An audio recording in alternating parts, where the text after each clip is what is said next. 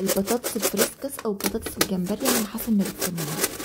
يلا بقى في الفيديو ده نعملها مع بعض وهنعرف ازاي تبقى معانا كريسبي وفي نفس الوقت طعمها يجنن. يلا نسمي الله ونصلي على الرسول ويلا بينا بسرعه نشوفها اتعملت ازاي. انا استخدمت 3 حبات من البطاطس، قشرتهم وغسلتهم وبدات اقطعهم صوابع، بس انا عايزه الصوابع تكون مش رفيعه، يعني سميكه شويه بالشكل اللي انا هوريهولكوا دلوقتي. وحاطه جنبي بوله فيها ميه، اللي بخلصه كنت بنزل بيه في الميه لحد ما اخلص الكميه كلها علشان لون البطاطس ما يغمقش. لو وصلتي معايا لحد هنا في الفيديو ما تنسيش تعملي سبسكرايب للقناه لو اول مره بتشوفيني على اليوتيوب، وفولو للبيج لو بتشوفيني على الفيسبوك او التيك توك. وده كده كان حجم البطاطس المناسب اللي انا عايزاه، وزي ما قلت لكم كنت اللي بخلصه كنت بنزله في الميه وارجع اقطع غيره. اخلص كل الكميه بنفس الطريقه وبعد كده ارجع لكم.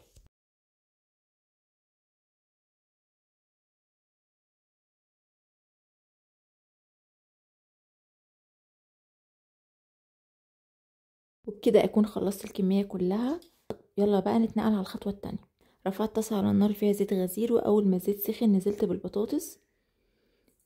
لو انت هتستخدمي حجم طاسه كبيره زي هتاخدها على مره واحده، لو هتستخدمي حجم طاسه صغير يبقى خدي كميه البطاطس اللي هتحمريها على قد الطاسه وسيبي بقيه البطاطس في الميه عشان برضو لونها ما يغمقش. النار عندي تكون متوسطه، انا بحمر البطاطس لحد بس ما تتماسك، وقتها هي هتكون استوت. يعني انا مش عايزه البطاطس تبقى طريه، بحمرها لحد بس ما تتماسك. معاكي البطاطس استوت بس هتكون لونها فاتح بالشكل اللي انتوا شايفينه ده. ما باجيش ناحيه البطاطس خالص طول ما هي طريه، عشان لو شلتيها وهي طريه هتتكسر منك. واهم خطوه ان انا بطلعها على مصفى عشان البطاطس تتهوى كويس. شايفين انا بفردها على المصفى بالشكل ده، بخليها على قد ما اقدر ما تبقاش فوق بعضها. سبت البطاطس على جنب لحد ما تبرد، ودلوقتي هبدا اجهز التوابل. معايا معلقه صغيره من الملح، نص معلقه صغيره من الفلفل الاسود، نص معلقه صغيره من الكمون، نص معلقه صغيره من الكزبره الناشفه، معلقه صغيره مليانه من البابريكا، انا حطيت نص ورجعت تاني زودت نص في الاخر، نص معلقه صغيره من الثوم البودر، نص معلقه صغيره من الكاري. ودوقي التوابل وظبطي الملح. ودي نص معلقه البابريكا اللي انا قلت لكم ان انا زودتها في الاول، وهنا انا دقتها حسيت التوابل عدبه شويه فزودتها حوالي ربع معلقه صغيره من الملح كمان. وقلبت التوابل مع بعض كويس قوي، وبكده التوابل تكون جاهزه معايا. ندخل بقى على الخطوه اللي بعد كده. في بوله نزلت بكوبايه من الدقيق، نزلت عليها بمعلقتين كبار من معالق الاكل نشا، نص معلقه صغيره من البيكنج باودر، حطيت حوالي معلقتين او 3 مليانين من التوابل اللي احنا لسه عاملينها مع بعض. وهقلب المكونات الجافه مع بعض كويس. ومعايا ميه عاديه من الحنفيه، انزل بيها بشويه بشويه لحد ما اكون زي عجينه كده، عجينه اشبه بقوام عجينه الكيك. يعني عايزاها لا خفيفه قوي ولا تقيله قوي، بس اهم حاجه العجينه ما تبقاش فيها اي تكتلات.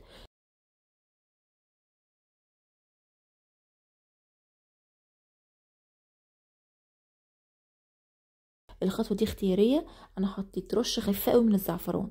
الزعفران البودره بيتباع عند اي عطار، بيظبط معايا اللون قوي وبيخليها زي بالظبط الجاهزه كده. خلاص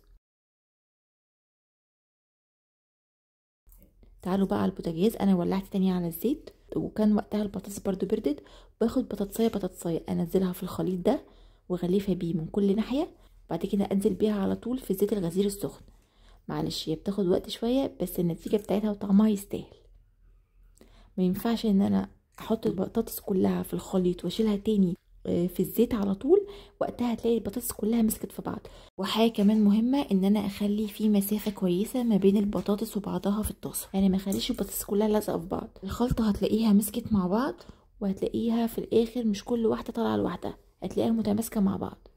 هي في وقت السوا بتاعها هي تعتبر اصلا مستويه، فهو يا دوب انا باخد الكفر الخارجي بديله لون بس، يعني ما بتكملش دقيقتين على النار. اول ما تاخد لون ذهبي حلو من ناحيه بقلبها على الناحيه التانية دقيقه واحده كمان واخرجها على طول. وبرده خطوه مهمه جدا، بطلعها على راك او على مصفى لحد ما تبرد تماما عشان تنيها محتفظه بالقرمشه اللي فيها والكفر بتاعها ما يفكش. واي حاجه نزلت في الزيت من مكان البطاطس انا بشيلها وبنضف الزيت كده اول باول عشان ما تتحرقش مني وتبوظ لي الزيت وارجع اعمل غيرها.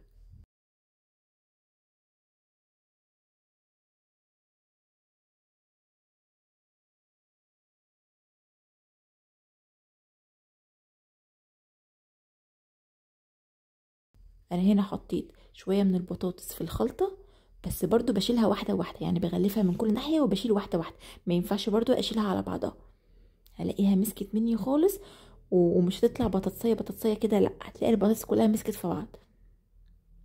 واحاول زي ما انا قلت لكم اسيب مسافه ما بين البطاطسيه والتانيه في الطاسه. لو جربتيها بطريقتي هتبطلي تجيبيها تاني من بره، احلى كتير من اللي بنجيبها من بره واوفر كتير جدا كمان. هتاخد برضو اللون الذهبي المظبوط من ناحيه، بقلبها على الناحيه التانيه واخرجها على طول. عايزه اقول لكم كمان ان هي مشبعه جدا عن البطاطس العاديه، يعني البطاطس المحمره العاديه دي بالنسبه لها مشبعه قوي، لان الدقيق والنشا مع البطاطس بتشبع جدا، يعني بتاكلي كميه قليله وبتحسي ان انت شبعتي منها قوي. برضو نفس الحكايه، تاخد اللون الذهبي المظبوط من ناحيه بقلبها على طول على الناحيه التانية، تاخد في كل ناحيه تقريبا دقيقه، هي ما بتطولش خالص، هي يا دوب تاخد اللون الذهبي زي ما انتم شايفين كده وبخرجها على طول. برضو بنضف الزيت من اي حاجه نزلت فيه ما بين المره والمره، يعني بمشي من مصفى كده في الزيت بنضفه. ودي كانت كده شكل البطاطس بعد ما خرجت، سامعين صوت القرمشه عامل ازاي؟ شايفين لونها خطيره. انا بقى شويه التوابل اللي انا سبتهم دول على جنب بحطهم على وش البطاطس. برضو بفضل سايبه البطاطس في المصفى لحد ما تبرد تماما علشان ما تطرش.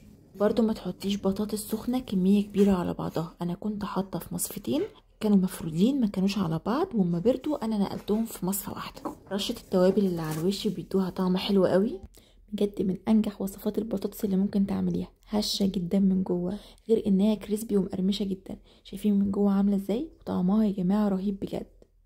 وبكده نكون وصلنا لنهايه الفيديو بتاعنا النهارده، اتمنى وصفتنا تكون عجبتكم وتشاركوها مع كل اللي بتحبوهم. اشوفكم في فيديوهات تانية كتير بافكار كتير جديده ان شاء الله تنال اعجابكم.